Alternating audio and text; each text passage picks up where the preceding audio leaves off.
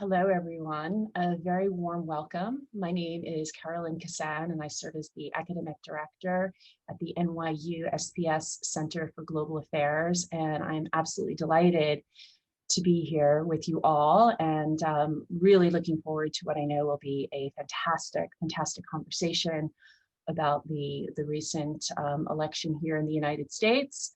And what we can expect in the areas of energy, environment, and climate.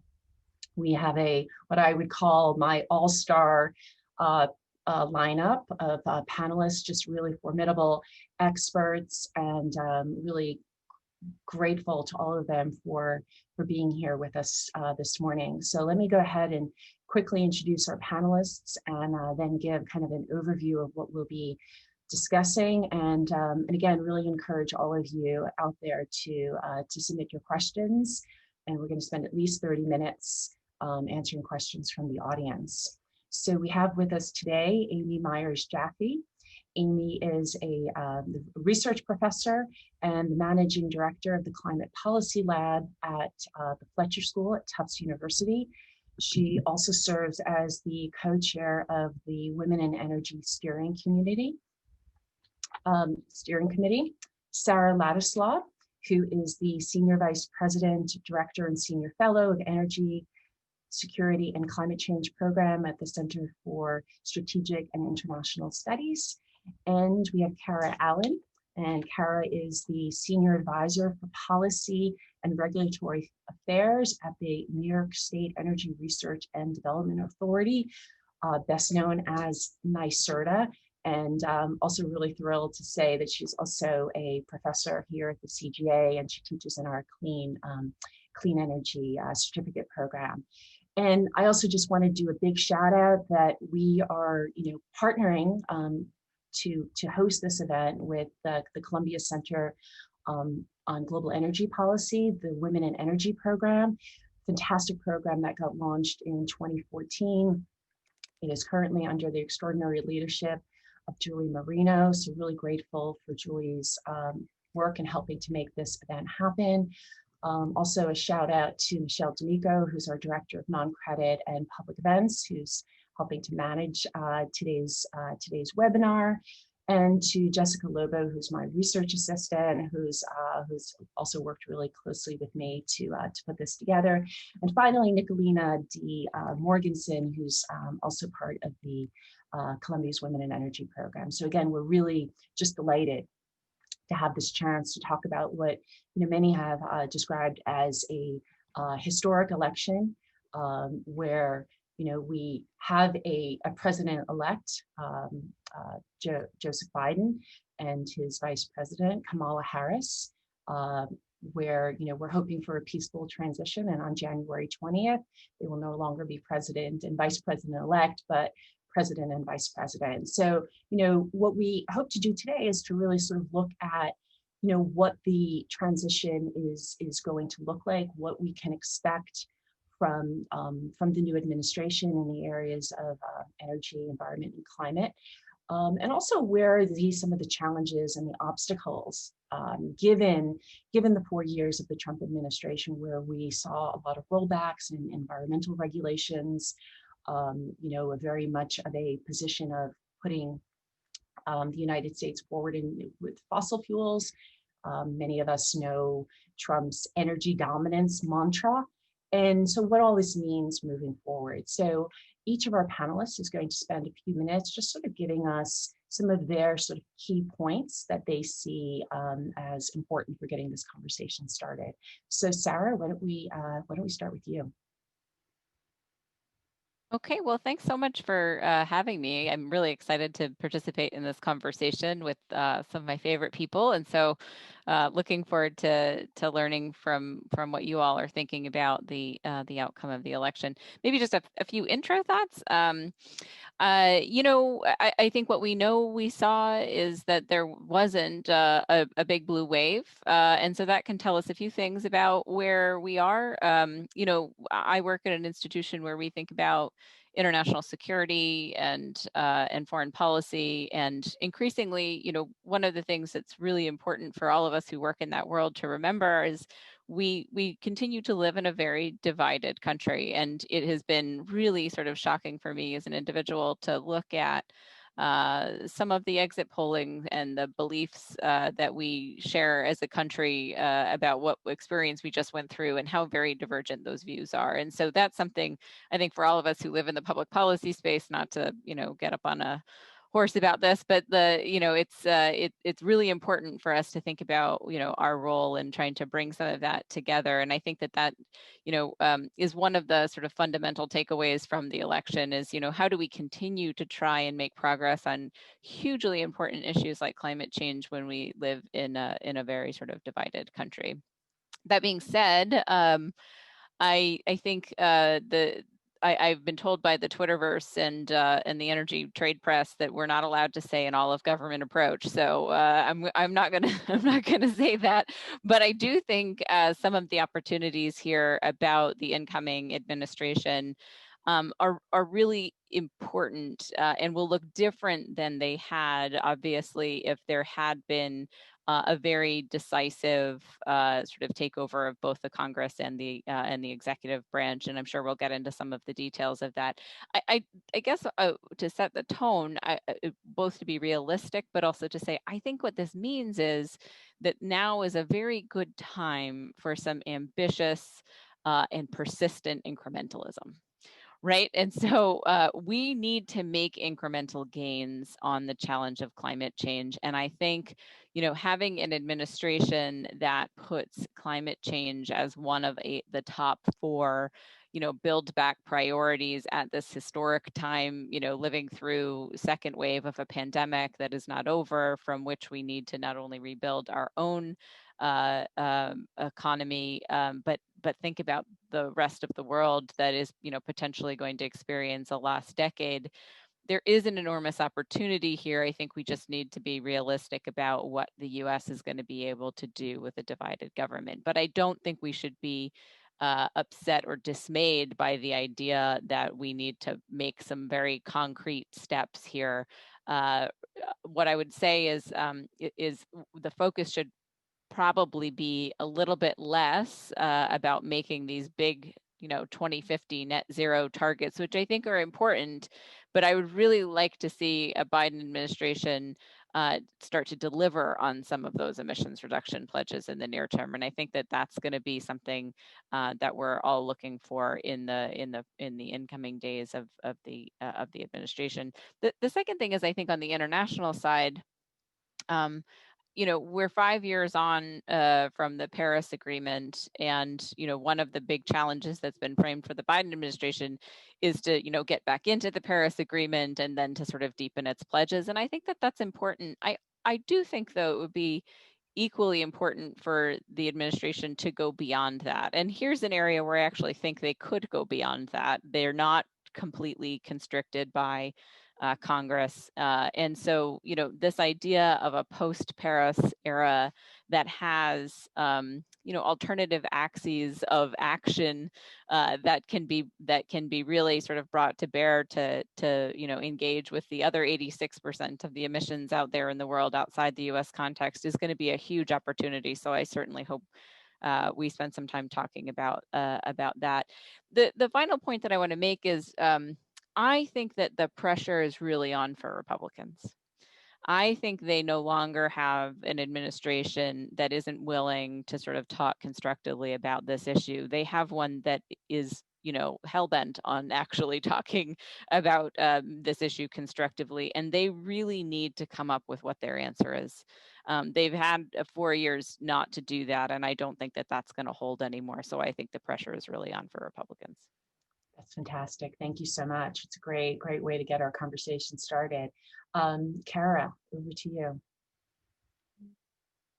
So hi, everybody. Kara Allen. And again, it's a pleasure to be with everybody. This is really a great panel, and want to thank Carolyn and the NYU team for bringing us together today. This is it's a lot to cover, and I realize, an hour is going to go by very quickly given everything that's happening.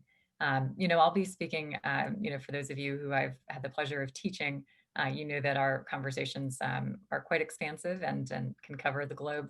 I think my voice here today is going to be much more on the domestic side and really bringing I guess the kind of key point from my perspective as somebody who works in a state that has been leading in the absence of federal action is that we're going to continue doing exactly what we're doing.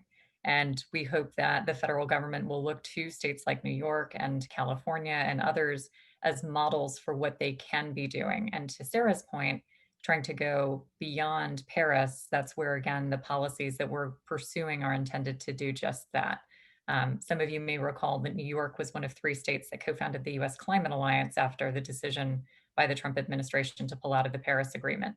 And these states, these bipartisan states, to Sarah's other point about Republicans stepping up, you're seeing that at a state level. And again, with the Climate Alliance, the commitment that we will make good on the Paris Agreement to reduce our emissions 26 to 28%. So these states have continued to move the ball forward in the absence of federal activity, and they'll continue to do so in a friendly administration or not. Certainly a friendly administration adds more tools to our toolbox, but states have a lot of authority, and they've been really, I think, leveraging and finding those creative solutions to keep this moving forward. And so New York has a lot of great stories to tell about how we've done that over the past 4 years. And now that we're looking at a friendly administration, we're hopeful that we can make some even greater gains, areas where frankly, we have struggled. Offshore wind development is something we obviously need to see move forward, and that is something where the federal government is a critical partner to us. Building codes, appliance standards, these are also key areas for states that the federal government and a friendly administration can really help us move the needle in these areas and driving down our emissions reductions in our building sectors. So again, I think there's a lot of, you'll continue to see a lot of great movement from states. We've continually seen the value, both from a climate perspective, but also from an economic perspective, from moving these types of policies forward. And so we'll continue to do that and hope that we can be, an area where the federal government will look to us and say, all right, that's working. Let's try to translate that into a more national scale policy. Thank you so much, Kara. I appreciate that. Over to you, Amy. Okay, well, I'm going to try to go a span of things that haven't been discussed yet. So I do think that the Biden administration, they've made these declarations, January 20, we announced we're back in Paris, the transit period passes and then we're going to start working for greater ambition. I might remind everybody, of course, when you talk about the greater ambition, the Obama administration had trouble meeting the existing pledge. And so there really has to be sort of a thoughtful way of doing it. The administration has announced they want to have net zero electricity by 2035. This is a really ambitious goal. And what I guess I would say, in my opinion, from my own work and the work of others and colleagues, is that one wants to start first with policies that will not get tied up in the court.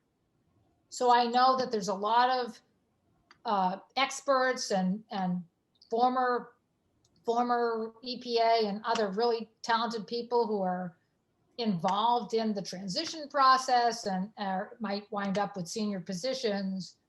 And they are all talking about standards. But my concern about standards is the standards can go down in the weeds into the courts. And so we're really looking for programs, I think, that number one, could be done legislatively, and therefore it would be hard for the Republicans to say they're not interested in doing that, as a first step, and then sort of ease towards the standards once you have a different atmosphere. So what are the things that are like first off the deck? I mean, Kara mentioned offshore wind. You've got these giant ambitions in New England down to Virginia. Getting the permits fast track for that's a big thing. That's also a jobs thing, because all the fabrication and all the industry that goes with that is going to create jobs immediately. But we also need jobs in the Midwest. So maybe jobs in the Midwest is about a rescue package for the car industry that's somehow tied to advanced automobiles more than has been done in the past. And I know the Biden team is highly focused on infrastructure where it comes to things like EV charging and sort of cleaner infrastructure. That's all things that I think are hard to fight against. Even the oil industry is investing in charging. And so I think you're going to have a good uptick on that. When you think about Paris, There's the Mission Innovation Pledge, which is a program where countries pledge to increase their commitment to research spending and also demonstration projects. That has been renewed. And so I think the Biden team could draw on that to really try to push together a package.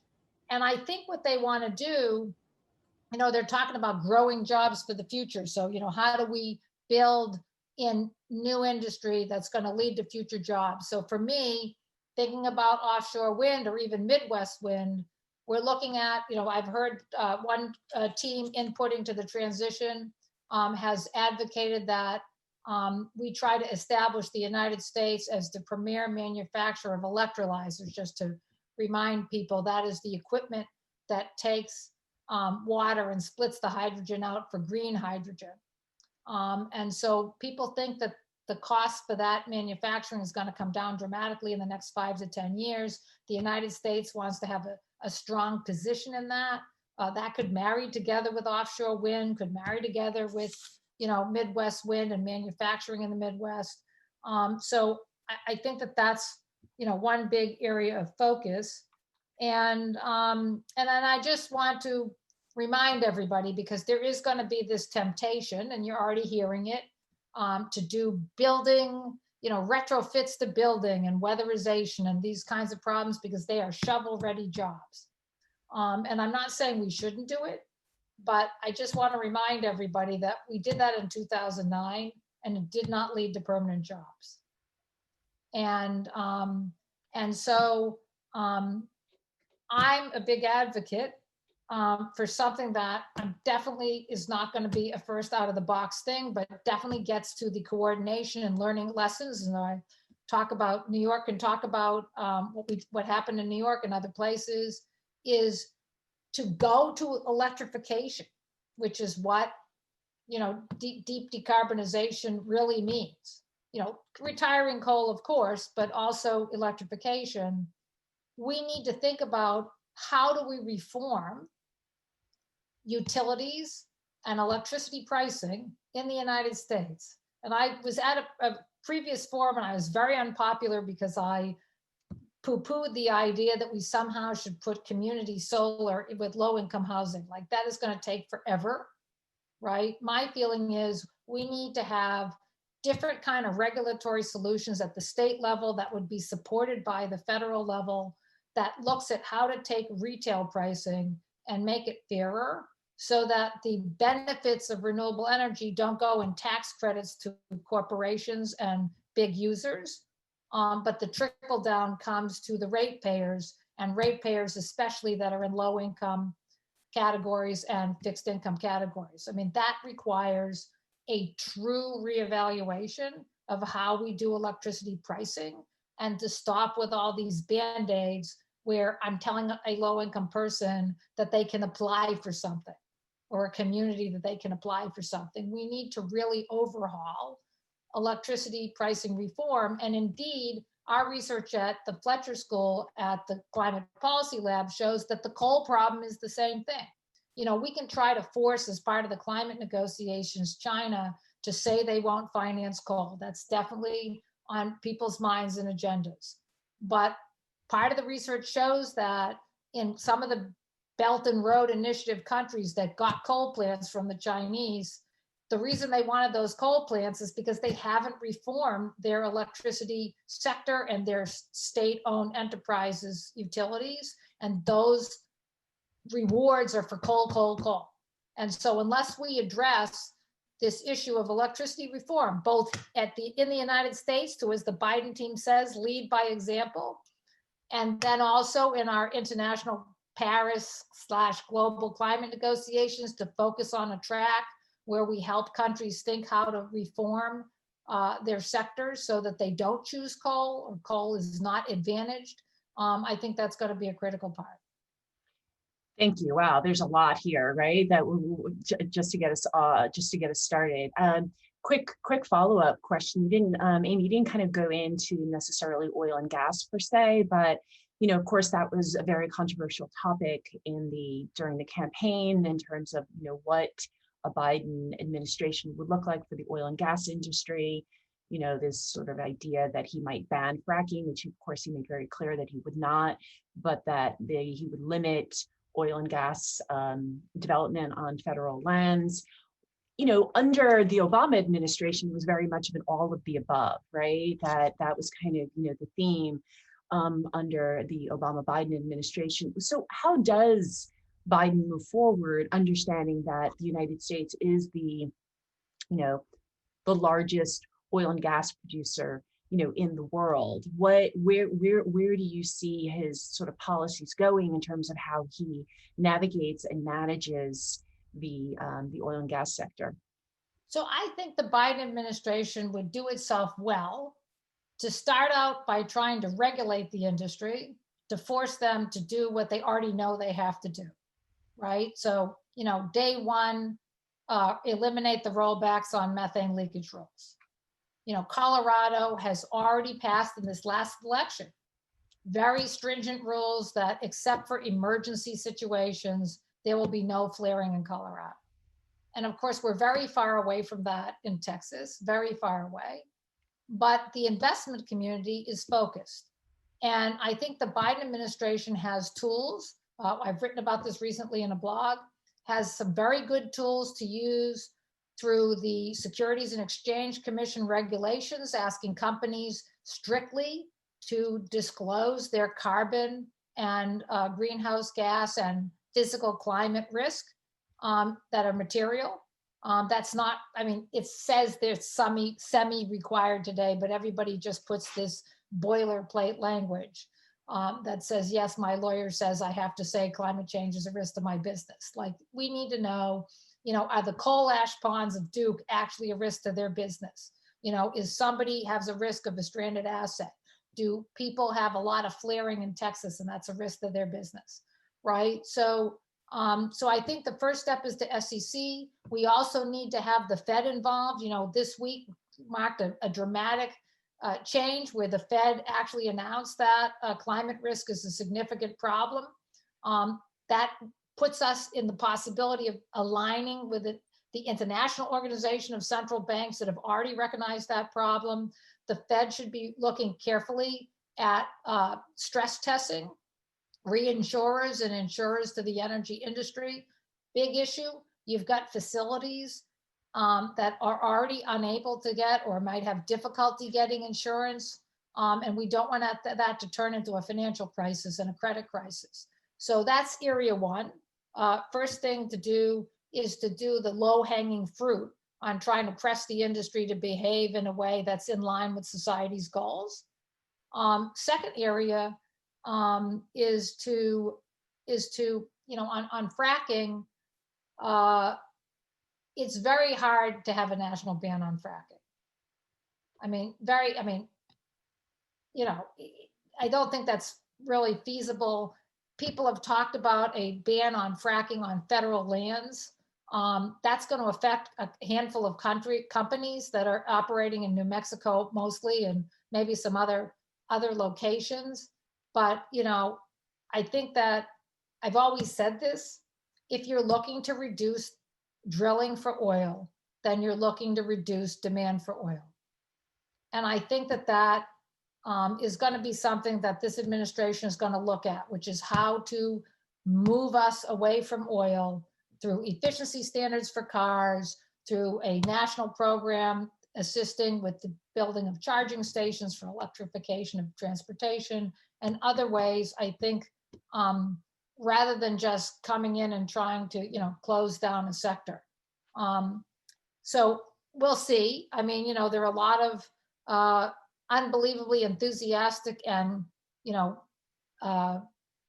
brilliant people in the Sunrise Movement, and they may have a better plan for how to phase out oil and gas. So we may see that in some of the transition planning. So maybe I'm not, maybe I'm too optimistic or too pessimistic, depending on your point of view, for how easy it would be to ban certain things. But I do think that internationally, the other thing I would say is the United States has a Goldilocks problem when it comes to oil and gas. I mean, right now we have this billion barrels of excess oil in inventory because of the COVID crisis, and demand's not recovering anytime soon because we're having a second wave. So that means likely that the early days of the Biden administration, they're not going to have a energy crisis where oil prices go way up. And, you know, I think it's unlikely that they'll have a crisis where oil prices collapse again, but I suppose it could happen. So the interesting thing is the United States, because we care about our own economy and because we care about our allies and sustainable development goals and so forth, we do not want to see, as a nation, a collapse in the global economy. And that means we don't want to see a giant surge in oil prices that causes a dislocation, especially for the lowest income countries in the world. But similarly, we don't want to see, you know, $10 oil and then Mexico defaults on all its sovereign bonds, you know, over the next 3 years. So I think that greatly constrains whoever is the US president. It constrained President Trump. It will constrain President-elect Biden in terms of what's possible in global oil, because we need to have some stability, because we need to have global economic stability. And I think that makes it challenging, I think. I mean, the good news is, if God forbid there was some giant collapse in oil prices like we had last spring, I suppose they could put on a fracking ban on federal lands, and that would be popular because it would look like we were contributing to OPEC even though we weren't. So, you know, not saying it can't happen, but I just think that this sort of middle of the road policy will be interesting. And then I think the area could be interesting going forward is in our negotiations with China. Do we offer to take tariffs off, to get China to take tariffs off, and then triangulate the problem of China's China policy in other ways, you know, focusing on making sure that American and European companies are not involved in the Western province of China, making sure that the United States stands up for human rights in China in ways that we use sanctions policy or other kinds of policies or our alliances with our allies to try to bring a constructive dialogue instead of an escalation of conflict. Easy to say, hard to do.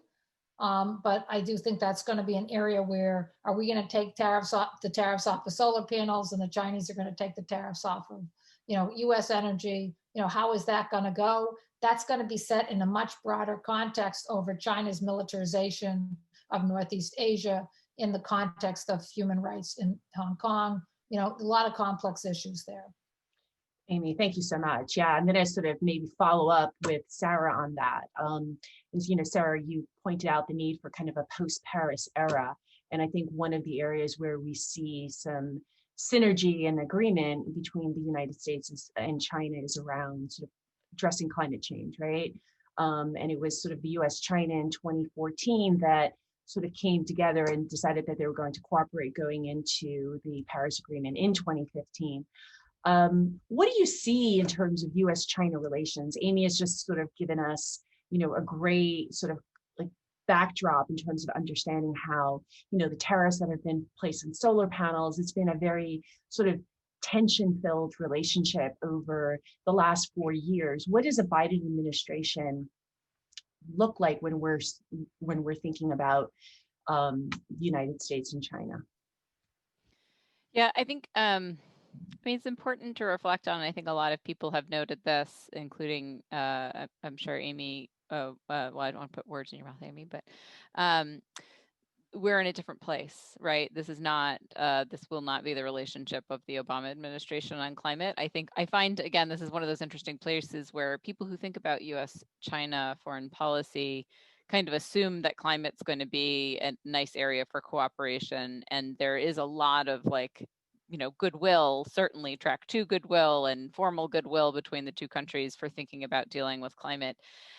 I do worry a little bit that the tenor of the relationship, both in terms of what what the folks in China who we work with, like their administration has changed too. So this contentious relationship between the United States and China, the fact that China sees this as like a once in a century opening for their own aspirations, I think will mean that we have to be very thoughtful about, even when we sort of say that, you know, oh, the US and China are going to be able to work together on climate. Okay, well, like, what's the details behind that, right? What are we going to be able to do together on climate that's actually doesn't get into places where we prefer to compete with each other, or doesn't get into places where we actually have national security concerns vis-a-vis one another? And how much will the rest of that agenda, if it's not productive, sort of taint what we're able to do with them on China, on climate? And so I suspect the relationship between the United States and China is going to look more like allowing China to lead on things that China wants to lead on, and the US leading on things that we want to lead on, and including each other, as opposed to this sort of US-China globally led climate agenda, right? Which was much more the era of the Paris Agreement. And I don't think that's a bad thing, right? We put out a report earlier this year called Race to the Top. And the basic idea is like competition can be good, right? If we're all sort of competing to be the leaders in clean energy technology, then ostensibly you would be investing more. You would be thinking about how to do that. It can be destructive. And I think we have to watch out for areas where whether it's domestic circulation or, you know, Buy America, or, you know, whatever these, you know, developing domestic manufacturing bases for different technologies, or having a competitive position in a global supply chain. First off, one, there's an argument to be made that like not every country is very good at that kind of policy. So first off, if that's a priority of the Biden administration, if that's a priority of China, we've got to think about the track record of where we've done that well, and where China's done that well. I mean, China has built, you know, an amazing clean energy industry. They're also hugely inefficient. I mean, like just like tons of money wasted in that, and that's not a political economy that we have in the United States that's going to allow for that. So our approach will necessarily have to be different than theirs. You know, India has the same aspirations. Europe has the same aspirations. I think it's an important point to make that most global, you know, decarbonization models I've ever seen are predicated on the free trade of technology that whose costs are declining over time.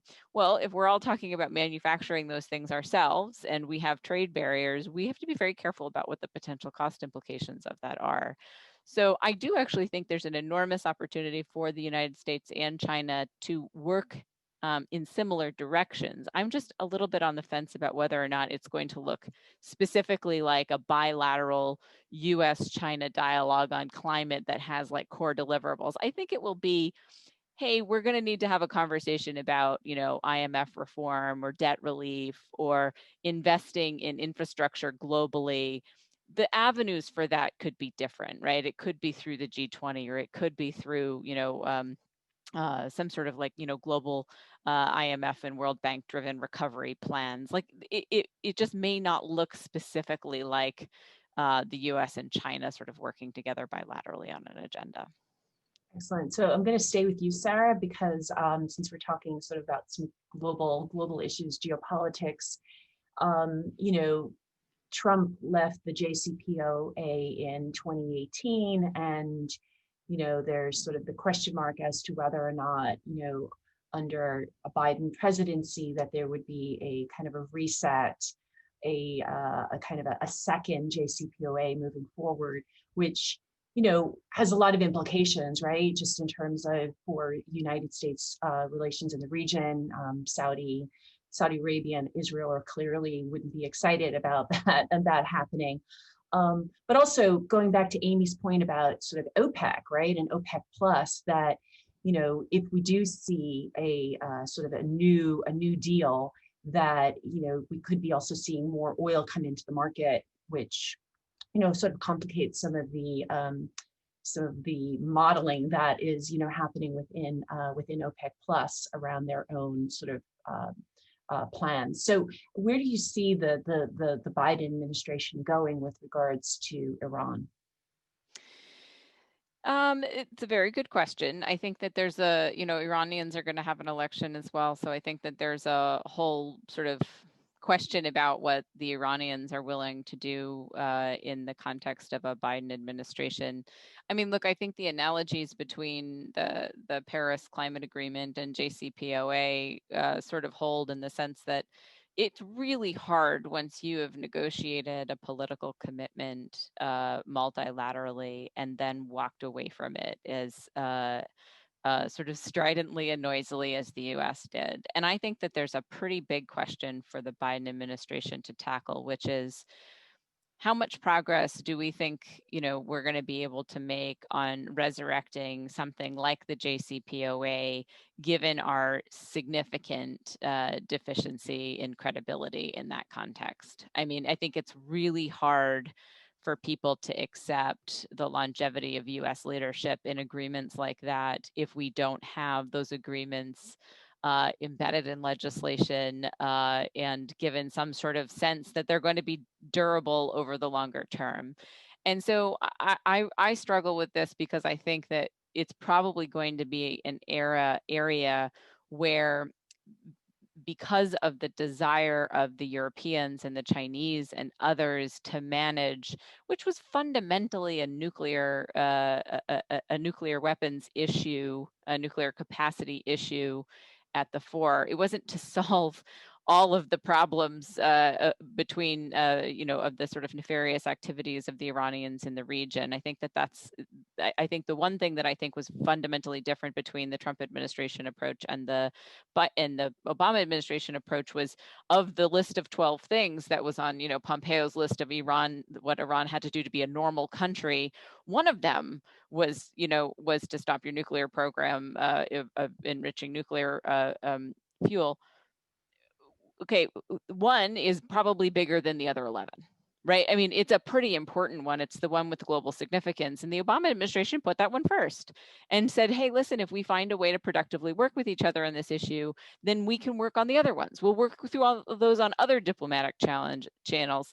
So I do think that the US is really going to need help from its allies on this in trying to conceive of what is a new JCPOA construct that isn't so reliant on US consistency and stability within that agreement, but is something that does what that agreement was designed to do, which is to try and put a lid on the nuclear proliferation issues. The broader regional issues vis-a-vis OPEC, I think is pretty complicated. Listen, OPEC is making a series of decisions over a number of years to try and rebalance the oil market. This is a ride that unfortunately they don't seem to be able to get off, and I don't think they're enjoying it very much. I think there are broader regional issues outside OPEC. OPEC, I think, is going to continue to be, as Amy said, sort of trying to walk a fine line between getting the oil market back into some semblance of balance so they don't have to have quite as deep a role in it and constrain their own production, but make sure that there's some sort of line of sight for global oil market stability, but then also the sort of fiscal stability of their own countries. I would really like to hear OPEC and organizations like it talking more about the long-term future of oil producing economies for whom, the fiscal break-even price hasn't been realistic for a very long time.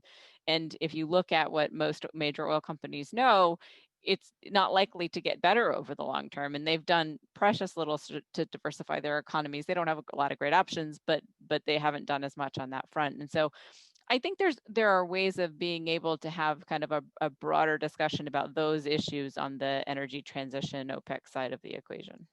Excellent. Thank you so much for that. So Kara, going to move to you.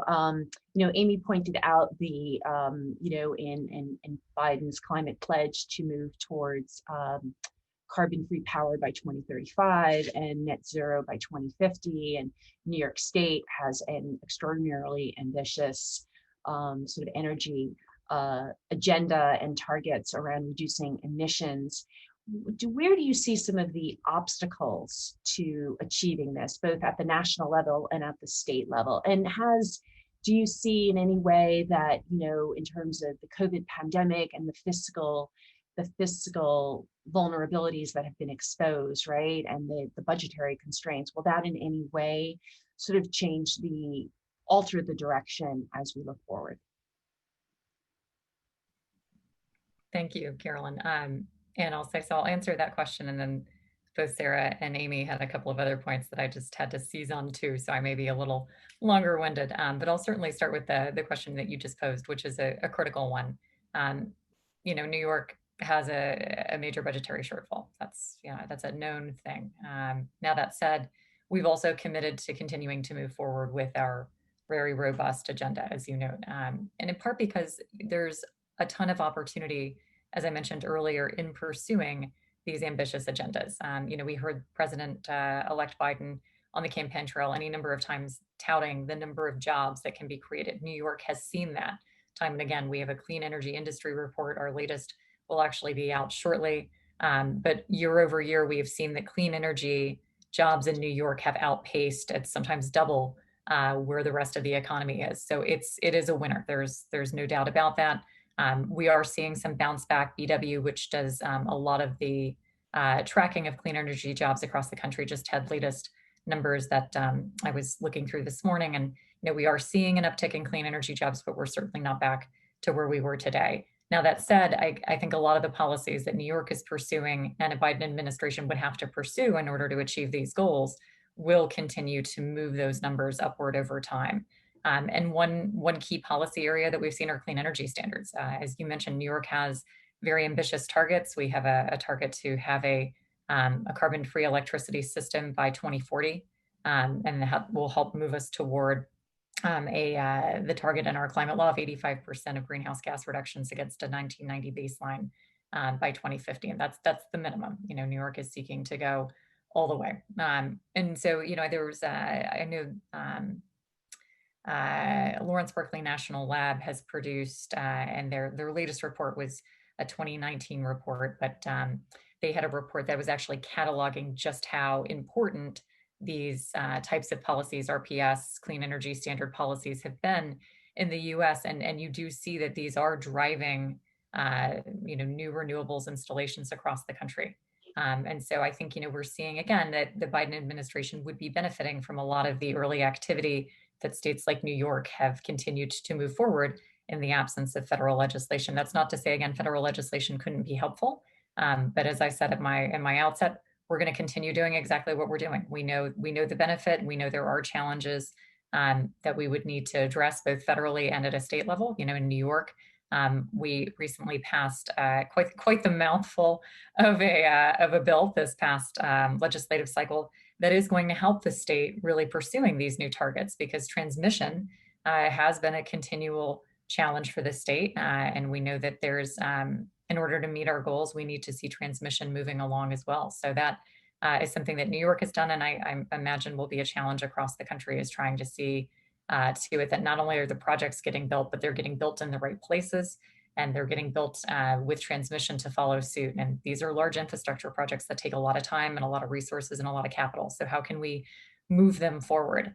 And so another area that I'll kind of touch on where there are challenges and opportunities, I'm hopeful there'll be more challenges in a future Biden administration, is FERC. We've seen a lot of activity from FERC recently, a lot more than ever since I started tuning into FERC. We had FERC Order 1000 saying that you could move transmission ahead if there was a public policy need. And, that was kind of the marquee policy for a period of time. And then this FERC has gone and done a number of different things. And I would venture to say most of these things have not been to the benefit of states like New York, where we are trying to move ahead with making sure that more distributed energy resources can be on the grid, that we are trying to bring more renewable energy resources online. So we've seen a number of adverse reactions out of this FERC, where a Biden administration could actually be helpful in trying to reverse course on some of the actions that we've seen out of FERC as of late. That's not to say everything out of FERC has been bad. I won't paint that blanket picture, but I will say there have been some severe decisions by FERC that have been hampering states that are trying to move ahead with clean energy policies and goals. So FERC is one area that I would identify as both a challenge and an opportunity in a new administration. And it's funny to me, FERC, when I was a congressional staffer, FERC was not really anything that I paid much attention to. And since coming to New York, it's part of my everyday dialogue. There's just no escaping the power of FERC. And I know FERC, as I tell my students, is probably the most powerful federal entity you've never heard of. But it is so vitally important, and especially now more and more as this kind of bright line division between what is state jurisdictional bounds and what is federal jurisdictional bounds becomes grayer and grayer. It was actually an area that Republicans in the House were looking at when they had the majority. And I thought those types of conversations, frankly, would have been productive, and looking at the Federal Power Act and saying, okay, we need to maintain this bright line jurisdiction, but what's happening out of FERC has been muddying that just routinely. And again, I think, it's a real opportunity area in a new administration that can be helpful to states. I wanted to touch on, like I said, there were a couple other things that came up that I thought were also very pertinent. Amy mentioned the move to electrification. There will be areas of this economy that will be hard to electrify. And we know that tends to be, your medium heavy duty trucking industry. And so one area where the federal government can also be helpful to states like New York and our decarbonization efforts is to pursue a robust R&D agenda. We know that the federal government has long underinvested in basic R&D, and that needs to change. And there are a number of different proposals that have come forward. We have the ARPA-E, Advanced Research Projects Agency for Energy, modeled after the defense equivalent. That was also very successful. There's been an idea floated to have a version of an ARPA-C for climate. So again, these types of areas where you can see, you put money into this high risk, high reward ventures can maybe lead to some of these breakthroughs, especially for some of these technology areas that we know are expensive, that are still in need of a lot of research and development. And so, I would point to low carbon fuels, as Amy's pointing out. Our transportation sector, I believe, is 90% dependent on gasoline, if not higher, maybe by a margin. But, as we know, the power sector is actually in the US is now the second largest sector for greenhouse gas emissions behind transportation. So transportation is an area that we know we need to focus on, and where electrification is kind of on the up and up, but we also need to make sure that along with that, we're having a conversation about low carbon fuels. And, states like New York, I think, would really benefit from seeing a federal agenda that put a premium on these types of technology solutions. So I would point to that. The other areas that were mentioned that were also really notable to me, we were talking about climate risk and disclosure. This is another area where New York has actually been an early actor, and that there are sort of two areas where we've been active of late. The Department of Financial Services, my colleague Nina Chen is their first sustainability officer at the Department of Financial Services, and since Nina's arrival, we've actually seen DFS really increasing its focus on climate risk to both banks and insurance. They regulate both. And so there's a real, opportunity space that New York has to really change the course and dynamic that we're seeing in terms of how banks are evaluating their risks and how insurers are looking at risk. So, the department has been taking a lot of action in that regard, and I think that's really tremendous. I'd also point out that they are I believe the only U.S. entity that is a member of the Network for Greening Financial Solutions. There's any number of international entities that are a member of this network, but I believe New York is the only the New York Department of Financial Services is the only US entity that is involved within that network. So again, I would say kudos to New York for, again, showing that there are opportunities that we can pursue absent a federal agenda. The other thing I would point out too on the kind of climate risk side is action that was recently undertaken by New York's Public Service Commission. So the Public Service Commission, and in part prompted by what we saw, I was surprised to see this move forward under this administration. The CFTC had a market advisory committee, their market advisory committee subcommittee, actually recently, as of September, produced a report that was looking at climate-related financial risks. And one thing that came out of the report was a citation of the Financial Stability Board, a global board. They too had a task force. And that task force had a number of different disclosures that financial entities can make. And according to the CFTC report, only 3.6 out of those 11 disclosures are actually being disclosed. So we, to the points about needing to see more transparency associated with what types of risks our financial institutions are facing. That's a really, I think, very kind of alarming report. But, coming back to the coming back to our Public Service Commission, they actually began a proceeding to say, a number of the state's utilities, their corporate entities have signed on to making these types of disclosures. But we really need to be seeing that information at a local level, at the distribution company level here in New York. And so it's great that Con Edison International is making these types of commitments, but how can we make sure that Con Ed locally, the utility that's actually operating here in New York, is in a financially sound position to deal with these types of risks going forward. So that proceeding was just initiated within the past couple of weeks. And again, I think we'll be seeing some more robust commentary on what is sort of the best method and means by which we can require disclosure among New York's utilities going forward, and making sure that they too are protected from these climate risks that we know will only grow with time. A final point I want to make that is valuable as well, I think, in kind of the New York context, and thinking about back to what has happened at the federal level over the past 4 years. As I'm sure many in our audience are aware, under the Obama administration, we set the first standard in 2009 for a social cost of carbon. And that was most recently updated by the administration in 2016. New York, under our new climate law, and this is actually open for feedback and discussion, has introduced draft guidance for a value of carbon, and we're seeking public feedback on that. But one thing that document will note, we have a value for, or rather a social cost for carbon, a social cost for nitrous oxide, and a social cost for methane. It would be, I think, a boon, and certainly we worked off of what was done at the federal level and some of the recommendations for updates that have come forward since the IWG was disbanded. And so it would be good to see that carried forward in full for the rest of the greenhouse gas emissions.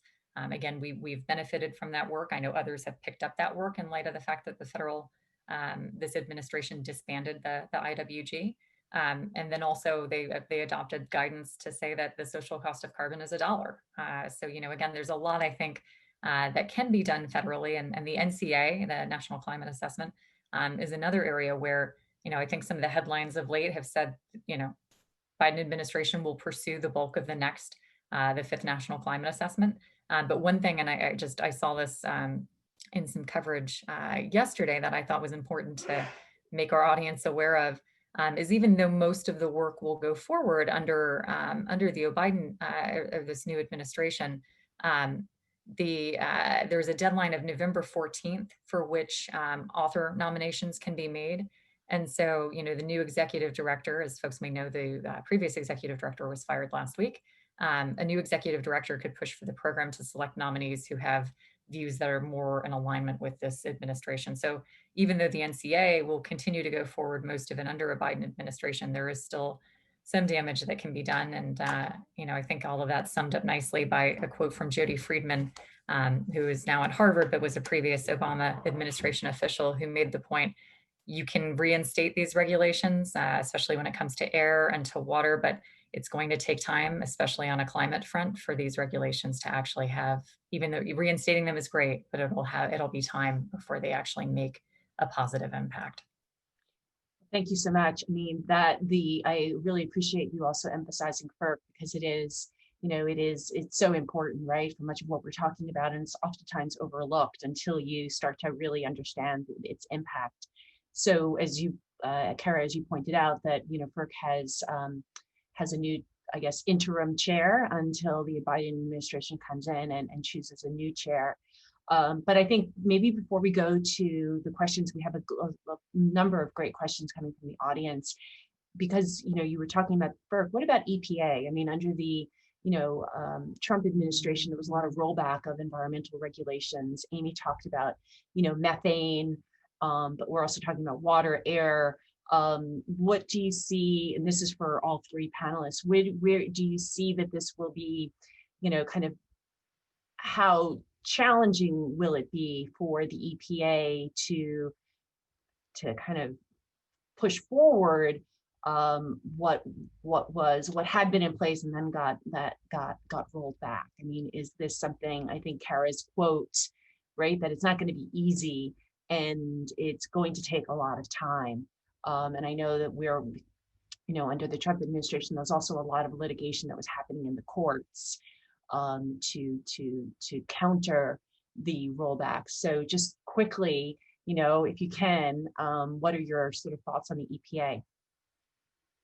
I can go quickly. That's not to say I don't have many other thoughts, but the other one that came to the top of my mind as we were talking about transportation was reinstating California's waiver under Section 177 of the Clean Air Act. California came out during Climate Week and announced that they were going to be moving forward with all electric vehicles starting in 2035. That's huge news. As I mentioned earlier, we're not seeing enough of an uptick in electric vehicles. And so, part of the challenge with that is they made that announcement fully well aware that the Trump administration had revoked their 177 waiver. So, and a lot of states follow, states like New York follow California's regulations. And so from our perspective, I think, especially as we look at, regional efforts, there's an effort afoot, the Transportation and Climate Initiative, a number of different states looking at how we might pursue a cap and invest system to reduce our transportation emissions. The Northeast region, just like the rest of the US, that is our largest source of greenhouse gas emissions. It's New York's largest source of greenhouse gas emissions. So again, I would say making sure that California can move ahead. Where California goes in a lot of instances will drive the market. We've seen that with transportation, with emission standards. We've seen that with appliance standards. California really has a sizable market that can help move this conversation forward. That was the case in the Obama administration. So it would be really great to see that being able to move forward again so that states can move forward with that comfort and knowing that we can continue to pursue our robust activity. Great, thank you. Sarah, Amy, anything you want to add? I would just say the legal challenge, I don't know if Sarah agrees with me, because there wasn't this giant blue wave, so the federal government will no longer provide a legal challenge to California. And, but that doesn't mean that there wouldn't be some other party that would take that legal challenge on. Could be some kind of a group that's formed to move forward with those lawsuits. So I really think there's still a lot of challenges ahead. And I guess what I would say, having spent 5 years out in California working on this issue, is that there really needs to be an effort, and maybe it's impossible, to see what kind of legislation can be passed, if at all, that would be definitively detailed, so that court challenges on whether a state or federal agency is taking too much license in meting out the details of a regulation, right? So that the Congress has passed something that has so detailed of a mandate that there's no legal question as to whether the mandate, does the Clean Air Act apply to this or that? Does the states or other have the authority to legislate this particular avenue to achieve a target? I think that in the future, legislation is going to have to be unbelievably specific and direct exactly what agencies are going to do. And it needs to be, done in a more, I guess, ironclad way, because, the temptation to do everything by executive order, I think, has been demonstrated to be something that gets then tied up in the courts and therefore is subject to, reversal. And we're just making no progress, right? So, I think that especially when we know what happens with the Senate over time, if I were the administration, I would start right away courting, how many GOP senators and, House members can I get a commitment from that would make it so that you can pass legislation on discrete topics where there is a sort of a mandate from the public. I mean, green energy is very popular with the public. And so I think this question, I think there's a difference between wanting to promote green energy and some of the more extreme mandates that say, you know, you have to go to this technology or that technology that's not proven, or we're going to ban different technologies. I mean, I'm personally, you know, think having a engine ban for cars is, you know, pretty definitive policy. It's going to work in China. It's going to work in Europe. So I'm not saying that I think that's a bad policy, but these policies that say, you know, no natural gas can be used anywhere. You can't cook with natural gas. No restaurants can have natural gas in my city, or, you know, these kind of very restrictive policies are harder to enforce and predict and maintain because the costs of implementation are, you know, very high. Whereas other kinds of policies where we're pushing things into the market. And if you think about, like, I'll give an example of a successful policy and then I'll quiet down again. It actually apparently started with the Bush administration and was followed up by the Obama administration, which is to give a government loan to Tesla to open up their first manufacturing facility in California. And we know how that story ended. They now have a market cap that is higher than ExxonMobil, right? So, you know, we know that we know that there's something called the SBIR program in DOE, which is, again, a loan and loan guarantee program for small startup businesses. And we know that the productivity of the clean tech companies that got grants under SBIR wound up to be highly more successful than other companies in similar, you know, capital and innovation ambition. So we know that there are certain positive policies that work, and so and those don't get challenged in the courts, right? So I feel like, and then, you know, somebody mentioned this, or maybe it was another forum I was in, you know, under the last stimulus plan, money was given out to actually large entities like Occidental Petroleum, for example. The media kind of glossed that one over. And so, again, I think we need to be focused on, you know, what is it exactly we want to fund? Are we looking to, maybe we need to be thinking, you know, I think this administration might think more critically about whether or not we're going to do anything to aid old economy companies when we have limited funds. Maybe we need to be looking at what the Biden people call forward-looking jobs. So, so I think you might see a change there, where there's going to be less interest in doing things like bailing out a company like Occidental. Can I just tack on to Amy briefly when she was talking about things that happened under the Bush administration? Would remind everybody in our audience that we have not had a major energy bill through Congress since the 2007 energy bill. We had two go through under the Bush administration, 2005 EPACT and then the ISA in 2007. And some of the tax credits that the clean energy industry knows and loves came through that program. PTC predated, but a number of different clean energy tax credits moved through. So it's been a long time. And I think we're seeing, you know, that resulting pent up frustration and energy coming through the multitude of recommendations that are moving forward. But to Amy's point about things that happened in the Bush administration, loan guarantee program, another example, you know, it was done, and in theory it could be done, but and legislation is the way to make sure that it gets through. And let me mention, when the Obama team, you know, the financial crisis hit and they need to have a stimulus, they were able to just piggyback on all of the authorizations that came with that legislation. And it'd be much harder to do today. I mean, it's been over 10 years, it's a decade with no new legislation. I mean, we had some legislation on advanced nuclear, and the Trump team moved forward with some work on small scale nuclear. So I mean, I suppose there's some promise there, and we had some loan programs for carbon sequestration, a limited number of carbon sequestration pilots.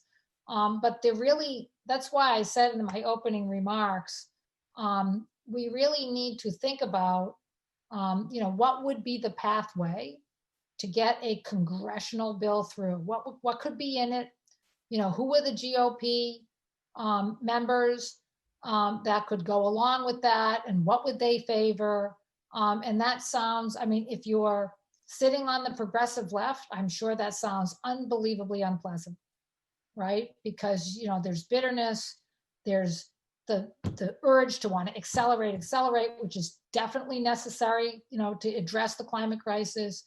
But you have this issue that you really need today, given what's happened over the last 4 years, to do things that can obviate the courts.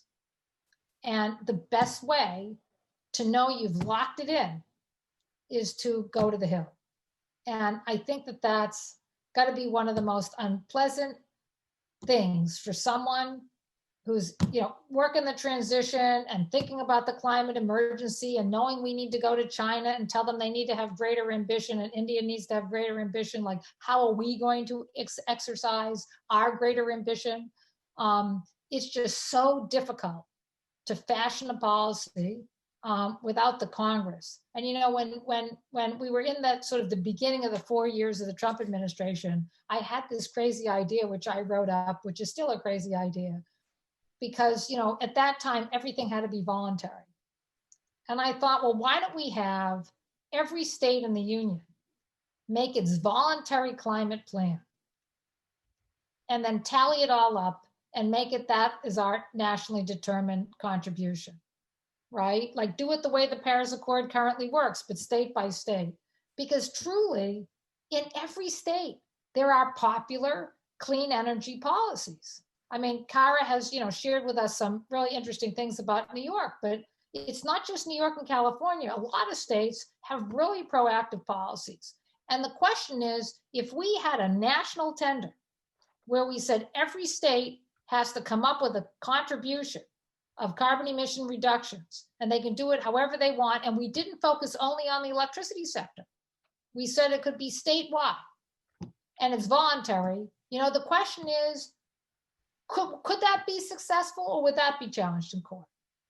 Does it have to be by the Congress or not?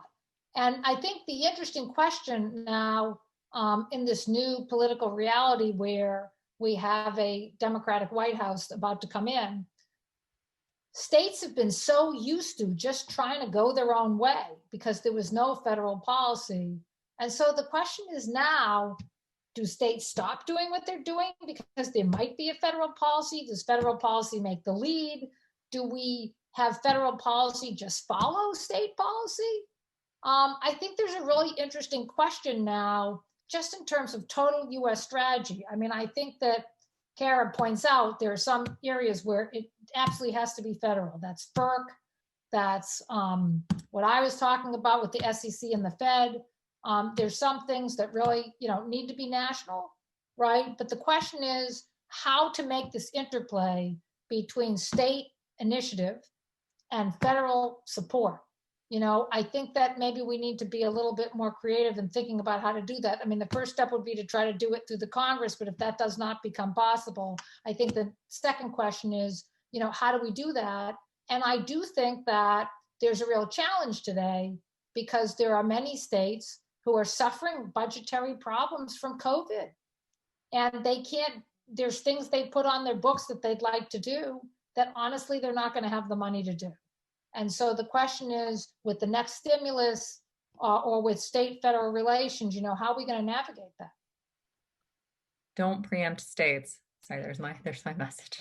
Don't penalize the early actors. Yeah, and you look at California, look at New Mexico, I have them Virginia, Washington, even Hawaii and Puerto Rico and Washington, D.C., they all have passed laws requiring 100% transition to renewable energy. So, you do have, and this was before, this sort of was before the Biden administration's 2035 and 2050 targets. So listen, we have so many great questions. I just want to make sure that we give our audience a chance. So this first question is for you, Sarah. What does a split administration mean for U.S. policy on natural gas? Could Democrat and Republican efforts to compromise see it play an important role in power generation for the foreseeable future? Is the notion of gas as a bridge fuel dead?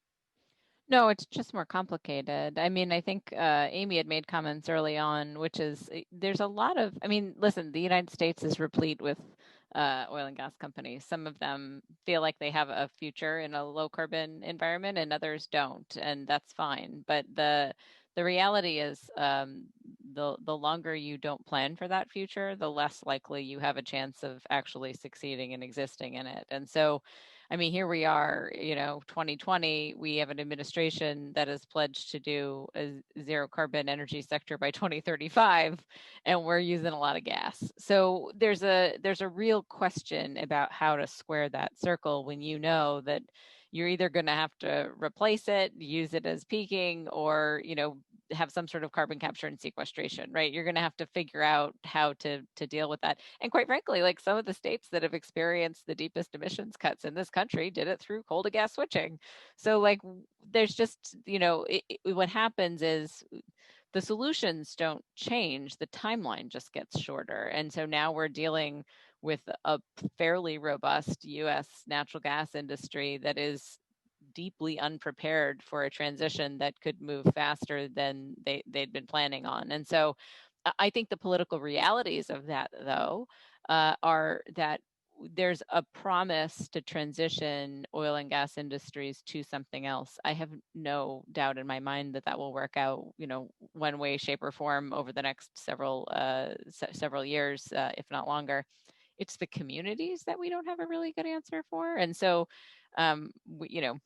we spent a lot of time talking. I think it's important to recognize that this administration is going to put sort of, at the top of their ticket, thinking about what do you do with the workers? What do you do with, this concept of a just transition, environmental justice? This is about sort of putting people's livelihoods and proximity to energy infrastructure at a whole different, level of prioritization. And if that is delivered on, it means we will never build another thing in this country the same way we did before, right? We won't just build something and say, well, it kind of cost this much and that's what we built and that's fine. And we built it in the place that was easiest to site it in.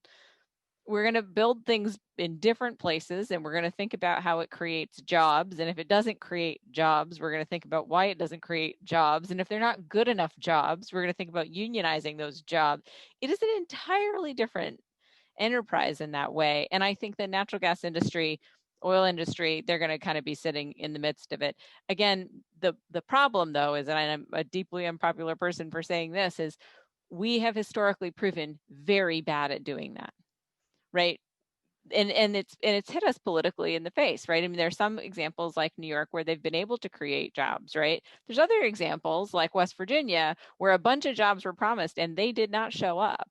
And so there's going to need to be a real show of force in delivering on that economic promise to sort of make all of this transition conversation a bit easier. They're also going to need to be, and this is where I think the Trump administration has done a real disservice to the oil and gas industry, there's going to need to be an approach that says, okay, we've got this big industry, it employs a bunch of people, it's a big part of our existing energy system, and we're going to think about the competitiveness of that industry going forward. We're going to talk more about hydrogen, we're going to talk more about the things that industry itself sees as its own competitive future. And I think that's where success lies. And if I could just, I just want to kind of plus one to what Sarah said about just transition. That's a critical conversation, and we've heard it come up. We've heard it come up at the federal level, but again, states have had to go ahead and start moving this forward. Colorado has a just transition office that they've established. New York has a just transition working group. You are seeing states where these changes are already coming about as a result of the policies that we're pursuing, and so we have to answer these questions. We can't kind of keep pondering this back and forth the way it's been happening at a federal level to date. You really have to go ahead and start figuring out what the path forward looks like and how you can take advantage, especially as an early acting state, of the opportunities that may be forthcoming, and how do you leverage your existing workforce in a way that uses their skills to pursue that path forward. So that's a very overly simplified, but I just, like I said, Sarah makes an incredibly important point. It's on my mind quite regularly, especially as New York has been engaging in this conversation more and more through our Just Transition Working Group to the Climate Action Council. And let me add something to that, because we've had several people mention, RD&D money, we've done an analysis of the spend of mission innovation, not only in the United States, but across the global spend. And it's been very productive.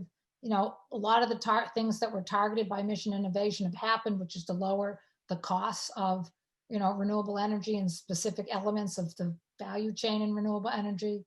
But the real problem is, and we're looking at that now in our research, is one of the things that it shows when we give out federal dollars for scientific research is that there are these top elite institutions that have the best people and they get the research dollars, and it's not geographically fair, right?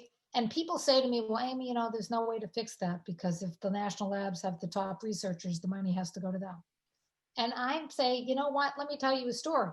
This is a fracking story. George Mitchell, the founder of fracking, it was a lover of physics. He used to literally fly Stephen Hawkins to his ranch to spend the weekend to talk physics. He loved physics.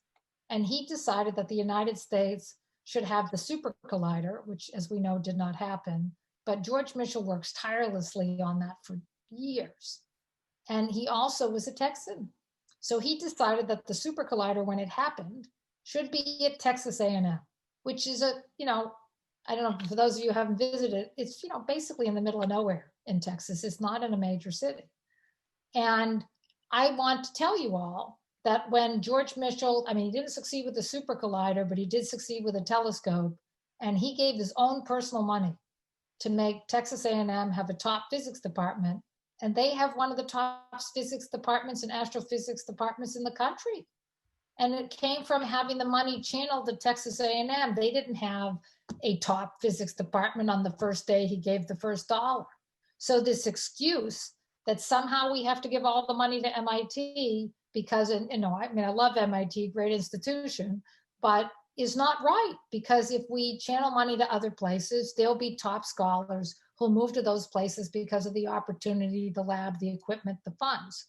And, I know sometimes people who are from a certain group of people say, well, I would never move to Iowa, but actually experience has shown that that's not really true, that scientists do move to different parts of the country where there's unbelievable opportunities to do real science. And we need to be thinking about how we do this, and also apprenticeships. Mm-hmm. So I'm going to do this certain science, but there's a certain amount of work that has to be done that's going to be in demonstration and other kinds of things. And how do I get my community college system? I was very warmed by the fact that the vice president's wife, our new first lady in waiting, is going to continue to teach at the community college level. This is an important place. We have community colleges in around San Jose that literally feed into the tech industry. So people who can't afford to go to Berkeley or Stanford or some of those schools, there are community colleges in and around Silicon Valley that train people to do jobs in Silicon Valley. And that is a pathway that people go into Silicon Valley. There's no reason why we can't do that in other parts of the country and create economic hubs through university R&D spending. Fantastic. So I'm going to try to get at least 2 questions in. So Kara, this is a question for you. In its first 100 days, will the Biden administration greenlights New York and other East Coast offshore wind projects that the Trump administration has tied up in red tape? Which projects are shovel ready? Shovel ready, I guess. For offshore wind, for us right now, what we're seeing is that the Trump administration is actually conducting kind of this holistic environmental impact statement for the Northeast region altogether. So it's not been on a project by project basis, but more so to say, we just want to go ahead and look at this kind of in whole. The challenge for us has been, New York has done a lot of legwork to make sure that the projects that we have identified, the project sites that we have identified, are actually those to, I guess, the shovel-ready concept. That these are prime sites, that these are sites that are both can be developed economically, but also to develop them in a way that minimizes the environmental impact associated with that development.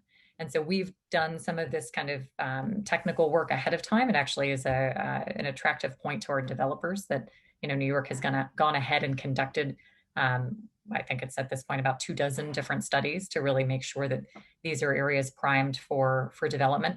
And then as kind of a complement to that, and a very important complement to that, because some of what you see obviously is that comes forward from people who are concerned about what the actual impact will be to them, fishermen being key among them.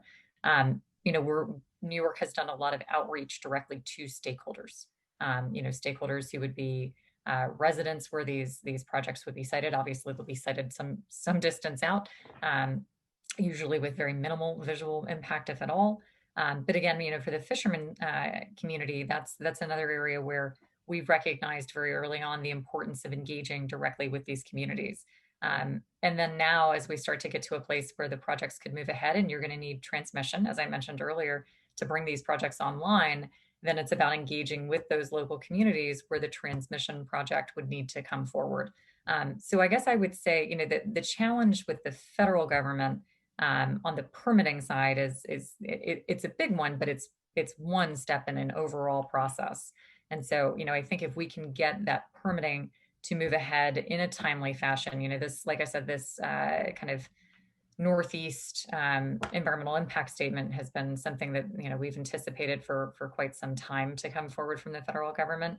And so the further out that gets delayed, I think you face challenges with the overall attainment of our large goals. So we really do need a federal government that can make these types of decisions move forward in a consistent and clear way, and not kind of continually pushing deadlines out more and more, and deadlines that, again, if they're doing due diligence, great.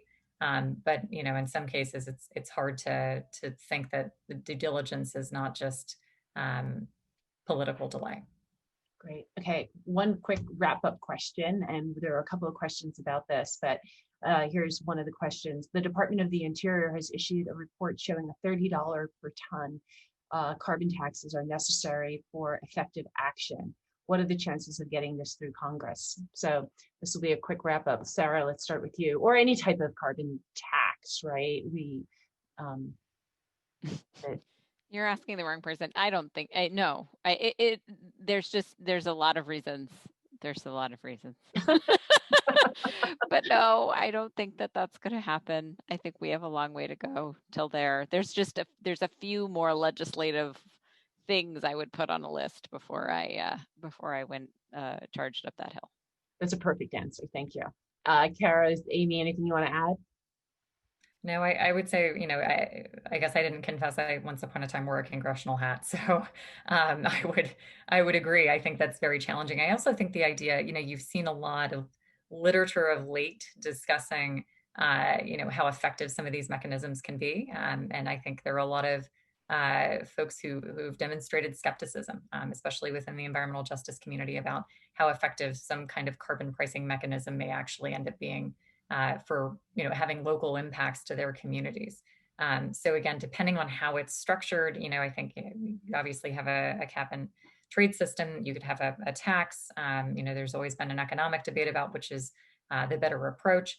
But even then, I would say, it's the likelihood is it's very challenging. And in point of fact, to my point about FERC earlier, they actually issued a carbon pricing statement, which said, if a state, or sorry, not a state, but if a regional transmission organization, FERC approved regional transmission organization, were to put forward a proposal, they believe they have the jurisdictional authority to actually consider that proposal. And you saw the now head of FERC actually making a partial dissent in that statement. And so again, you're seeing other areas where there's discussion about some kind of a price going forward. RGGI continues to expand. I offer all that to say the conversation continues, but I agree with Sarah's sentiment. It would be a very heavy lift to get that through the US Congress. Amy, you're going to have the last word. Last word. So let me just say last word. You know, the next phase of the climate negotiations is actually to look at pricing systems, border adjustments, and things like that. And there are a lot of them exist. You know, the Chinese are moving forward. They currently have pilot projects, but they have the aspiration to have a national market. And of course, the Europeans are trying to fix their national market.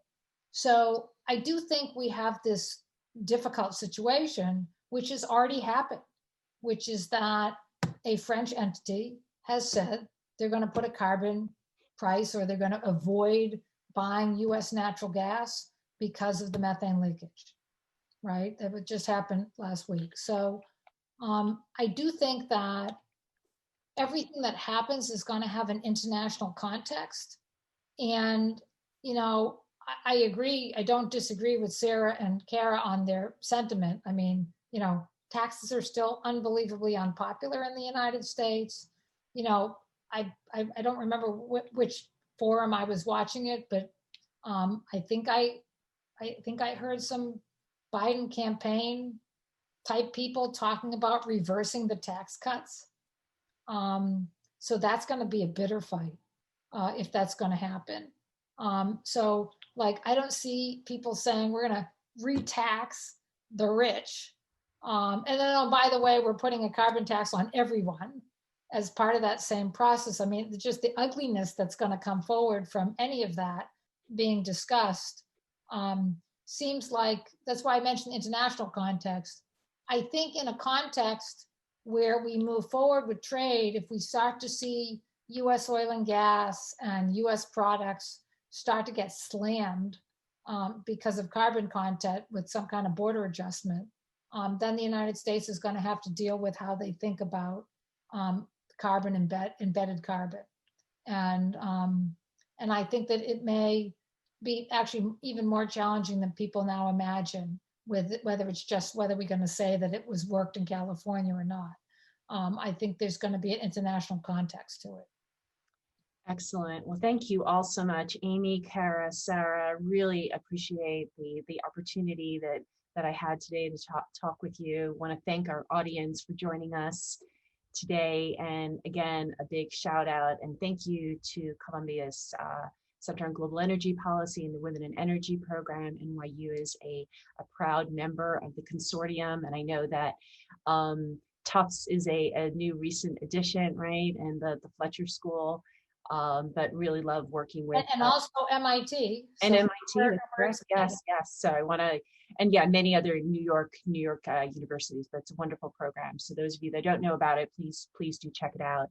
And thank you again. And we have lots to be looking out for. This is an ongoing conversation, right? So many of the sort of the issues that were brought up this morning by Sarah, Kara, and Amy will be watching unfold as the days, the months, and the years move forward. So thank you all so much. Really was such a pleasure and a real true delight. These are three phenomenal women, and it was just really a privilege to be in conversation with you. So everyone take good care and stay safe. And thanks, Carolyn.